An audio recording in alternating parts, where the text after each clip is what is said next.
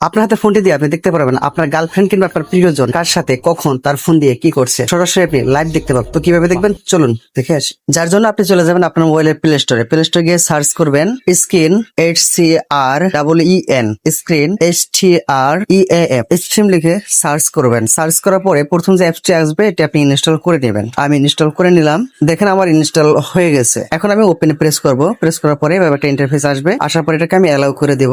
এরপরে যে মাঝখানে দেখেন গ্লোবাল মোড, যে লোকাল মোড আছে, RTSP মোড আছে, আমি গ্লোবাল মোডে সিলেক্ট করব।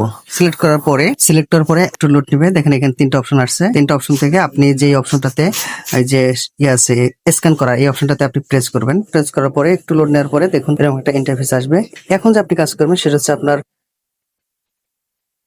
দ্বিতীয় ফোনে চলে যাবেন। দ্বিতীয় ফোনে গিয়ে আপনি চলে যাবেন গুগলে গিয়ে যে সার্চ বারের পাশে দেখেন লেন্সক্যাপ আছে, ক্যামেরা, আপনি এটা প্রেস করবেন। প্রেস করার পরে আপনি যে এই যে স্ক্রিন শেয়ারটা এটার উপরে ধরবেন।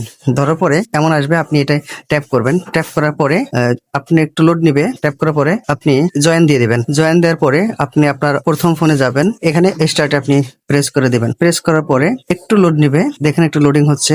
আপনি এখানে স্টার্টে প্রেস করবেন। এখান থেকে আপনি সিলেক্ট করবেন শেয়ার ইন্টার স্ক্রিন। এরপরে আপনি এখানে শেয়ারে প্রেস করবেন। প্রেস করার পরে দেখুন এই যে লোড নিচ্ছে, আমার এখানে একটা ভিডিওর মতো দেখা যাচ্ছে। এই যে দেখুন আমি এখানে যা যা করতেছি আমার এই দ্বিতীয় মোবাইলে সবকিছু দেখা যায়। আমি এখন ফেসবুকে স্ক্রল করে আপনাদেরকে দেখাবো। আমি চলে যাব আমার মোবাইলের ফেসবুকে।